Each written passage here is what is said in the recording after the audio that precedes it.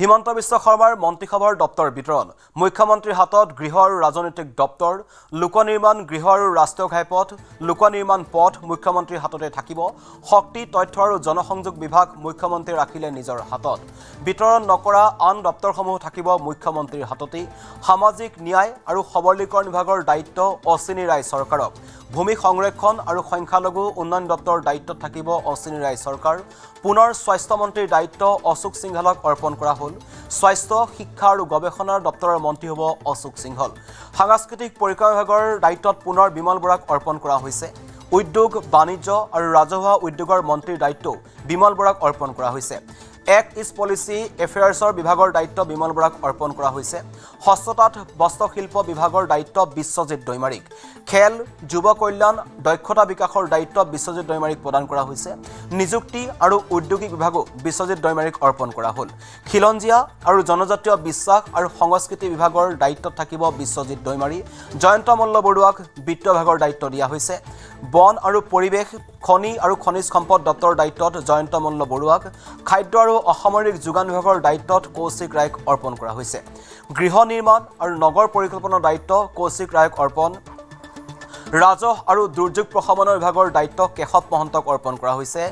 বিজ্ঞান প্ৰযুক্তি আৰু জলবায়ু পৰিৱৰ্তন বিভাগৰ মন্ত্ৰী কেশৱ মহন্ত সাধাৰণ প্ৰশাসনৰ দপ্তৰৰ মন্ত্ৰী কেশৱ মহন্ত জনস্বাস্থ্য কাৰিকৰী বিভাগৰ দায়িত্ব কৃষ্ণেন্দু পালক অৰ্পণ পাৰ্বত্য অঞ্চল আৰু বৰাক উপত্যকাৰ উন্নয়নৰ দায়িত্ব কৃষ্ণেন্দু পালক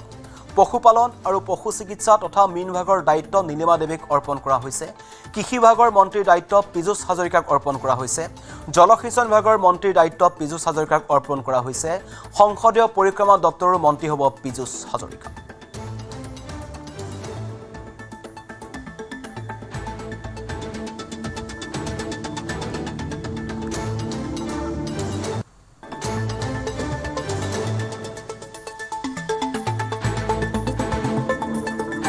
হিমন্ত বিশ্ব শৰ্মাৰ মন্ত্ৰীসভাৰ দপ্তৰ বিতৰণ কৰা হৈছে মুখ্যমন্ত্ৰীৰ হাতত থাকিব গৃহ আৰু ৰাজনৈতিক দপ্তৰ লোক নিৰ্মাণ গৃহ আৰু ৰাষ্ট্ৰীয় ঘাইপথ লোক নিৰ্মাণ পথ মুখ্যমন্ত্ৰীৰ হাতত শক্তি তথ্য আৰু জনসংযোগ বিভাগ মুখ্যমন্ত্ৰী ৰাখিলে নিজৰ হাতত বিতৰণ নকৰা আন দপ্তৰসমূহ থাকিব মুখ্যমন্ত্ৰীৰ হাততেই সামাজিক ন্যায় আৰু সবলীকৰণ বিভাগৰ দায়িত্বত অশ্বিনী ৰায় চৰকাৰ ভূমি সংৰক্ষণ আৰু সংখ্যালঘু উন্নয়ন দপ্তৰৰ দায়িত্বত অশ্বিনী ৰায় চৰকাৰ পুনৰ স্বাস্থ্য মন্ত্ৰীৰ দায়িত্ব অশোক সিংহলক অৰ্পণ স্বাস্থ্য শিক্ষা আৰু গৱেষণা দপ্তৰৰ মন্ত্ৰী হ'ব অশোক সিংহল সাংস্কৃতিক পৰিক্ৰমা বিভাগৰ দায়িত্ব পুনৰ বিমল বৰাক অৰ্পণ কৰা হৈছে উদ্যোগ বাণিজ্যৰ ৰাজহুৱা উদ্যোগৰ মন্ত্ৰীৰ দায়িত্ব বিমল বৰাক এক্ট ইষ্ট পলিচি এফেয়াৰ্ছ বিভাগৰ দায়িত্ব বিমল বৰাক অৰ্পণ কৰা হৈছে হস্ততাঁত বস্ত্ৰশিল্প বিভাগৰ দায়িত্ব বিশ্বজিৎ দৈমাৰীক খেল যুৱ কল্যাণ দক্ষতা বিকাশৰ দায়িত্বত বিশ্বজিৎ দৈমাৰী নিযুক্তি আৰু ঔদ্যোগিক বিভাগো বিশ্বজিৎ দৈমাৰীক অৰ্পণ কৰা হৈছে খিলঞ্জীয়া আৰু জনজাতীয় বিশ্বাস আৰু সংস্কৃতি বিভাগৰ দায়িত্বত বিশ্বজিৎ দৈমাৰী জয়ন্ত মল্ল বৰুৱাক বিত্ত বিভাগৰ দায়িত্ব বন আৰু পৰিৱেশ খনি আৰু খনিজ পদাৰ্থ দপ্তৰৰ দায়িত্ব জয়ন্ত মল্ল বৰুৱাক খাদ্য আৰু অসামৰিক যোগান বিভাগৰ দায়িত্ব কৌশিক ৰায়ক অৰ্পণ গৃহ নিৰ্মাণ আৰু নগৰ পৰিকল্পনাৰ দায়িত্ব কৌশিক ৰায়ক অৰ্পণ কৰা হৈছে ৰাজহ আৰু দুৰ্যোগ প্ৰশমনৰ বিভাগৰ দায়িত্ব কেশৱ মহন্তক অৰ্পণ কৰা হ'ল বিজ্ঞান প্ৰযুক্তি জলবায়ু পৰিৱৰ্তন বিভাগৰ মন্ত্ৰী কেশৱ মহন্ত সাধাৰণ প্ৰশাসনৰ দপ্তৰৰ মন্ত্ৰী কেশৱ মহন্ত জনস্বাস্থ্য কাৰিকৰী বিভাগৰ দায়িত্ব কৃষ্ণেন্দু পালক অৰ্পণ কৰা হৈছে পাৰ্বত্য অঞ্চল বৰাক উপত্যকা উন্নয়নৰ দায়িত্ব কৃষ্ণেন্দু পালক পশুপালন আৰু পশু চিকিৎসা তথা মীন বিভাগৰ দায়িত্ব নীলিমা দেৱীক অৰ্পণ কৰা হৈছে কৃষি বিভাগৰ দায়িত্ব পীযুষ হাজৰিকাক অৰ্পণ জলসিঞ্চন বিভাগৰ মন্ত্ৰীৰ দায়িত্বটো পীযুষ হাজৰিকাক অৰ্পণ কৰা হৈছে সংসদীয় পৰিক্ৰমা দপ্তৰো পীযুষ হাজৰিকাক অৰ্পণ কৰা হৈছে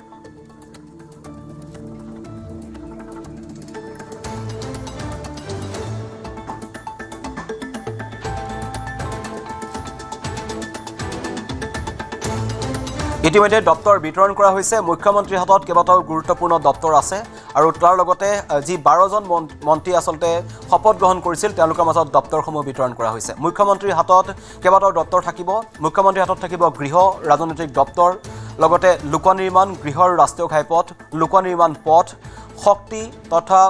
এইকেইটা পথ যি দপ্তৰ আছে মুখ্যমন্ত্ৰীৰ হাতত থাকিব লগতে শক্তি তথ্য জনসংযোগ বিভাগো মুখ্যমন্ত্ৰীয়ে নিজৰ হাতত ৰাখিছে বিতৰণ নকৰা আন যিসমূহ দপ্তৰ আছে সেইসমূহো মুখ্যমন্ত্ৰীৰ হাততেই থাকিব তাৰ লগতে বাকি সকলৰ মাজতো দপ্তৰ বিতৰণ কৰা হৈছে অশ্বিনী ৰায় চৰকাৰ তেওঁক অৰ্পণ কৰা হৈছে। অশোক সিংঘালক পুনৰ স্বাস্থ্য মন্ত্ৰীৰ দায়িত্ব অৰ্পণ কৰা হৈছে। স্বাস্থ্য, শিক্ষা আৰু গৱেষণাৰ দপ্তৰৰ মন্ত্ৰী হ'ব অশোক সিংঘাল। সাংস্কৃতিক পৰিক্ৰমা বিভাগৰ মন্ত্ৰী পুনৰ বিমল বৰাকে অৰ্পণ কৰা হৈছে। আমাৰ সৈতে আমি ডেস্কৰ পৰা সংযুক্ত হৈছোঁ নৱজিৎ ভাগৱতীৰ সৈতে। নৱজিৎ ভাগৱতী, কেইবাটাও দপ্তৰ বিতৰণ কৰা হৈছে আৰু মুখ্যমন্ত্ৰীৰ হাতত কেইবাটাও দপ্তৰ আছে। ইতিমধ্যে আপোনাৰ হাতত সবিশেষ তথ্য আছে, আমি আপোনাৰ পৰা জানিম। হয় সৌৰভ, অতি গুৰুত্বপূৰ্ণ যে এইবাৰ দপ্তৰৰ ক্ষেত্ৰত কিছু সাল সলনি ঘটোৱা হৈছে। অৰ্থাৎ পূৰ্বৰ কেইবাজনো মন্ত্ৰীৰ হাততে পূৰ্বৰ দপ্তৰসমূহ ৰখা হৈছে যদিও অতি গুৰুত্বপূৰ্ণভাৱে বিত্ত বিভাগৰ দায়িত্ব এইবাৰ জয়ন্ত মল্ল বৰুৱাক দিয়া হৈছে। পূৰ্বে এই দায়িত্বত আছিল অজন্তা নেওগক এই দায়িত্ব দিয়া হোৱা নাছিল। প্ৰথম যি পাঁচজন মন্ত্ৰী, মুখ্যমন্ত্ৰীকে সামৰি 5জন মন্ত্ৰী শপত গ্ৰহণ কৰিছিল, তাৰ ভিতৰত আছিল অজন্তা নেওগ। কিন্তু অজন্তা নেওগক সেই দপ্তৰটো দিয়া হোৱা নাছিল। এইবাৰ সেই দপ্তৰটোৰ দায়িত্ব দিয়া হৈছে জয়ন্ত মল্ল বৰুৱাক। অৰ্থাৎ জয়ন্ত মল্ল বৰুৱা এইবাৰৰ পৰা বিত্তমন্ত্ৰী হ'ব আৰু বিত্ত বিভাগৰ দায়িত্ব তেওঁক অৰ্পণ কৰা হৈছে। তাৰ উপৰি স্বাস্থ্য আৰু শিক্ষা বিভাগৰ দায়িত্ব একেকেইজন মন্ত্ৰীৰ হাতৰে ৰখা হৈছে। অৰ্থাৎ ডাক্তৰ অনুজ পেগুৰ হাতৰে শিক্ষা বিভাগৰ দায়িত্ব ৰখা হৈছে, আৰু স্বাস্থ্য বিভাগ ৰখা হৈছে অশোক সিংঘালৰ হাতত ৰখা হৈছে স্বাস্থ্য বিভাগৰ দায়িত্ব। তাৰ উপৰি ইণ্ডাষ্ট্ৰি অৰ্থাৎ উদ্যোগ বিভাগৰ দায়িত্ব ৰখা হৈছে, উদ্যোগ আৰু সাংস্কৃতিক বিভাগৰ দায়িত্ব বিমল বৰাৰ হাতত ৰখা হৈছে। বৰঞ্চ তেওঁৰ হাতত আৰু এটা নতুন বিভাগৰ দায়িত্ব এক্ট ইষ্ট পলিচি এফেয়াৰ্ছ, অৰ্থাৎ পূবলৈ চোৱা নীতি পৰিক্ৰমা, এটা নতুন দপ্তৰ সৃষ্টি কৰা হৈছিল, সেই দপ্তৰ ৰখা হৈছে, বিমল বৰাক অৰ্পণ কৰা হৈছে। পূৰ্বে এই দপ্তৰৰ মন্ত্ৰী আছিল চন্দ্ৰমোহন পাটোৱাৰী এইবাৰ কেবিনেটত নাই আৰু সেই দপ্তৰৰ দায়িত্ব দিয়া হৈছে বিমল বৰাক। তাৰ উপৰি পীযুষ হাজৰিকাক কৃষি বিভাগৰ দায়িত্ব দিয়া হৈছে। অৰ্থাৎ কৃষি বিভাগ পূৰ্বে অতুল বৰাৰ হাতত আছিল আৰু অতুল বৰাৰ সলনি এইবাৰ অতুল বৰাক সেই দায়িত্বটো, অৰ্থাৎ প্ৰথমে যিকেইজন মন্ত্ৰী শপত গ্ৰহণ কৰিছিল তাৰ ভিতৰত অতুল বৰাও আছিল, কিন্তু অতুল বৰাক সেই দায়িত্ব দিয়া হোৱা নাছিল। তাৰ বিপৰীতে এইবাৰ পীযুষ হাজৰিকাৰ হাতত কৃষি বিভাগৰ দায়িত্ব অৰ্পণ কৰা হৈছে। তাৰ লগতে কৃষিৰ লগতে ইৰিগেশ্যন অৰ্থাৎ জলসিঞ্চন বিভাগৰ দায়িত্বটো একেলগে অৰ্পণ কৰা হৈছে। এইটো মুখ্যমন্ত্ৰীয়ে অতি ভাল কাম কৰিছে যে কৃষিৰ সৈতে জলসিঞ্চন বিভাগটো ওতঃপ্ৰোতভাৱে জড়িত। গতিকে এজন মন্ত্ৰীৰ হাতত থাকিলে হয়তো কাম কাজ অধিক ত্বৰান্বিত হ'ব পাৰে। সেইবাবে কৃষি আৰু জলসিঞ্চন বিভাগৰ দায়িত্ব এইবাৰ একেলগে এজন মন্ত্ৰীৰ হাততে অৰ্পণ কৰা হৈছে, সেয়া হ'ল পীযুষ হাজৰিকাক দিয়া হৈছে। সুশান্ত বৰগোহাঁই নতুন মন্ত্ৰী হিচাপে দায়িত্ব দিয়া হৈছে। তেওঁক ৱাটাৰ ৰিচোৰ্চ অৰ্থাৎ পূৰ্বে পীযুষ হাজৰিকাৰ হাতত সেই দপ্তৰটো আছিল আৰু এইবাৰ সেই দপ্তৰটো দিয়া হৈছে সুশান্ত বৰগোহাঁই আৰু তাৰ লগতে ন্যায় বা আইন দপ্তৰটো দিয়া হৈছে সুশান্ত বৰগোহাঁইক। মুখ্যমন্ত্ৰীয়ে কেইবাটাও নিজৰ হাতত দপ্তৰ ৰাখিছে। অৰ্থাৎ পূৰ্বে গৃহ আৰু ৰাজনৈতিক বিভাগ, তাৰ উপৰি লোক নিৰ্মাণ বিভাগ পূৰ্বে মুখ্যমন্ত্ৰীয়ে নিজৰ হাতত ৰাখিছিল আৰু এইবাৰো মুখ্যমন্ত্ৰীয়ে নিজৰ হাততে সেই দপ্তৰকেইটা ৰাখিছে। তাৰ উপৰি অতি গুৰুত্বপূৰ্ণ দপ্তৰ অৰ্থাৎ শক্তি বিভাগৰ দায়িত্ব এইবাৰ মুখ্যমন্ত্ৰীয়ে এতিয়ালৈকে নিজৰ হাতত ৰাখিছে। তাৰ লগতে ৰাখিছে তথ্য আৰু জনসংযোগ বিভাগৰ মন্ত্ৰী আছিল পূৰ্বে পীযুষ হাজৰিকা। এইবাৰ পীযুষ হাজৰিকাৰ সলনি মুখ্যমন্ত্ৰীয়ে এইবাৰ নিজেই সেই দপ্তৰটো হাতত ৰাখিছে আৰু শক্তি বিভাগৰ দপ্তৰো মুখ্যমন্ত্ৰীয়ে নিজৰ হাতত ৰাখিছে। কাৰণ ঔদ্যোগিকৰণৰ দিশত যেতিয়া এখন ৰাজ্য আগবাঢ়ি আছে, শক্তি দপ্তৰটো অতি গুৰুত্বপূৰ্ণ হৈ পৰে। সেইবাবে হয়তো মুখ্যমন্ত্ৰীয়ে নিজৰ হাততে সেই দপ্তৰটো ৰাখিছে আৰু শক্তি বিভাগটো তেওঁ আনৰ হাতত এইবাৰ গতাই দিয়া নাই, তাৰ পৰিৱৰ্তে নিজৰ হাততে সেই দপ্তৰটো ৰাখিছে। অশ্বিনী ৰায় চৰকাৰ, নতুন মন্ত্ৰী অশ্বিনী ৰায় চৰকাৰৰ হাতত ছ'চিয়েল জাষ্টিছ এণ্ড এম্পাৱাৰমেণ্ট অৰ্থাৎ সামাজিক ন্যায় আৰু সবলীকৰণ, তাৰোপৰি ভূমি সংৰক্ষণ বিভাগ আৰু সংখ্যালঘুৰ উন্নয়ন আৰু কল্যাণ বিভাগটো এইবাৰ অশ্বিনী ৰায় চৰকাৰৰ হাতত অৰ্পণ কৰা হৈছে। তাৰ উপৰি হাল সলনিৰ ক্ষেত্ৰৰ ভিতৰত অৰ্থাৎ বিশ্বজিৎ দৈমাৰী নতুন মন্ত্ৰী। বিশ্বজিৎ দৈমাৰীক হেণ্ডলুম, টেক্সটাইল আৰু চেৰিকালচাৰ বিভাগৰ দায়িত্ব দিয়া হৈছে। স্পৰ্টছ এণ্ড ইউথ ৱেলফেয়াৰ, ক্ৰীড়া আৰু যুৱ কল্যাণৰ বিভাগ দায়িত্ব দিয়া হৈছে। তাৰ লগত দক্ষতা বিকাশৰ দায়িত্বও বিশ্বজিৎ দৈমাৰীক হাতত দিয়া হৈছে। জয়ন্ত মল্ল বৰুৱাক তেওঁক ফাইনেন্স অৰ্থাৎ বিত্ত বিভাগৰ দায়িত্বৰ উপৰি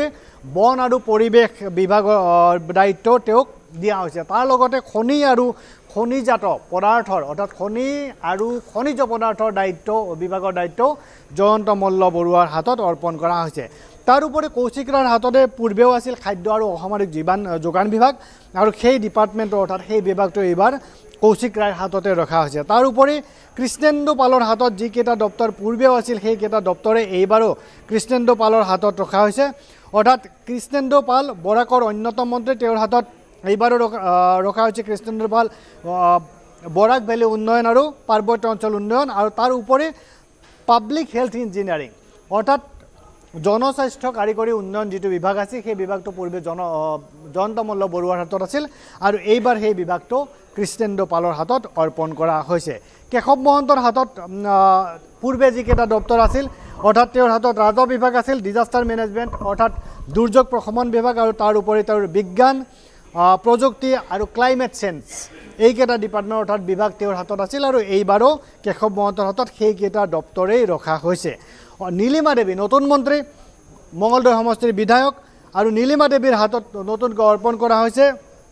এনিমেল হাজবেণ্ডাৰী আৰু ভেটেনাৰী অৰ্থাৎ পশুপালন আৰু পশু চিকিৎসা বিভাগ তাৰ লগতে তেওঁক অৰ্পণ কৰা হৈছে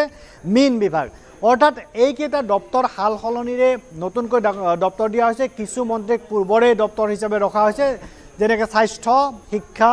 উদ্যোগ আৰু বাণিজ্য এইকেইটা একেজন মন্ত্ৰীৰ হাততে ৰখা হৈছে কিন্তু বিত্ত বিভাগ নতুনকৈ সাল সলনি কৰা হৈছে কৃষি বিভাগ সাল সলনি কৰা হৈছে আৰু মুখ্যমন্ত্ৰীয়ে নিজৰ হাতলৈ নিছে শক্তি দপ্তৰৰ বিভাগটো অৰ্থাৎ সৌৰভ এইকেইটা অতি গুৰুত্বপূৰ্ণ সাল সলনি কৰা হৈছে আৰু পূৰ্বৰ গুৰুত্বপূৰ্ণ কেইবাটাও দপ্তৰ পূৰ্বৰ মন্ত্ৰীৰ হাততেই অৰ্পণ কৰা হৈছে সৌৰভ হয় নীলিমা দেৱীক আৰু যি সুশান্ত বৰগোহাঁই আছে তেওঁলোকক গুৰুত্বপূৰ্ণ দপ্তৰসমূহ দিয়া হৈছে আৰু আপুনি ইতিমধ্যে কৈছে যে মুখ্যমন্ত্ৰীৰ হাতত যিকেইটা দপ্তৰ দিয়া হৈছে আটাইকেইটা কিন্তু অতি গুৰুত্বপূৰ্ণ দপ্তৰ আৰু বিশেষকৈ শক্তি বিভাগটো মুখ্যমন্ত্ৰীয়ে যি ৰাখিছে হয়তো অনাগত দিনত আমি শক্তি বিভাগত যথেষ্ট সাল সলনি দেখিবলৈ পাম আশা আছে হয় নিশ্চিতভাৱে সৌৰভ যে শক্তি বিভাগৰ যি গুৰুত্বপূৰ্ণ দপ্তৰ আৰু ইতিমধ্যে উল্লেখ কৰিছোঁ যে যেতিয়া উদ্যোগীকৰণৰ দিশত আগবাঢ়ে ৰাজ্যখন অৰ্থাৎ ছেমিকণ্ডাক্টৰ ইয়াত উদ্যোগ হৈছে প্ৰকল্প ইতিমধ্যে স্থাপন হৈছে আৰু আন কেইবাটাও প্ৰকল্প পাইপলাইনত আছে অসমৰ ক্ষেত্ৰত গতিকে তেনে ক্ষেত্ৰত স্বাভাৱিকতে এই ৰাজ্যখনৰ বাবে শক্তি খণ্ডটো অতি গুৰুত্বপূৰ্ণ কাৰণ তাত শক্তিৰ যোগান অৰ্থাৎ বিদ্যুৎ যোগান অব্যাহত থাকিবই লাগিব আৰু বিদ্যুৎ উৎপাদন বৃদ্ধি হ'বই লাগিব গতিকে তেনেস্থলত তাৰ লগতে TND লছ বিতৰণ অৰ্থাৎ ট্ৰেন্সমিশ্যন এণ্ড ডিষ্ট্ৰিবিউশ্যনৰ এটা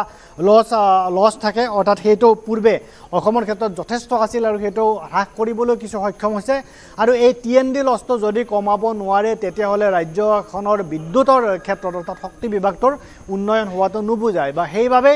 এইকেইটা দিশত নিশ্চিতভাৱে মুখ্যমন্ত্ৰীয়ে যথেষ্ট চকু দিব আৰু এই ক্ষেত্ৰত যাতে তেওঁলোক কল্যাণ সাধন কৰিব পাৰে শক্তি বিভাগৰ উন্নয়ন সাধন কৰিব পাৰে তাৰ বাবে শক্তি বিভাগটো মুখ্যমন্ত্ৰীয়ে নিজৰ হাতত ৰাখি চোৱা চিতা কৰাৰ কথা ভাবিছে ঠিক আছে ধন্যবাদ জনাইছোঁ নৱজিৎ ভাগৱতী আপোনাক যথেষ্ট তথ্য আমাক দিলে আৰু ইতিমধ্যেই মুখ্যমন্ত্ৰীৰ যি মন্ত্ৰীসভা আছে মন্ত্ৰীসভাত যিবোৰ দপ্তৰ আছিল দপ্তৰসমূহ আজি ভাগ বিতৰণ কৰা হৈছে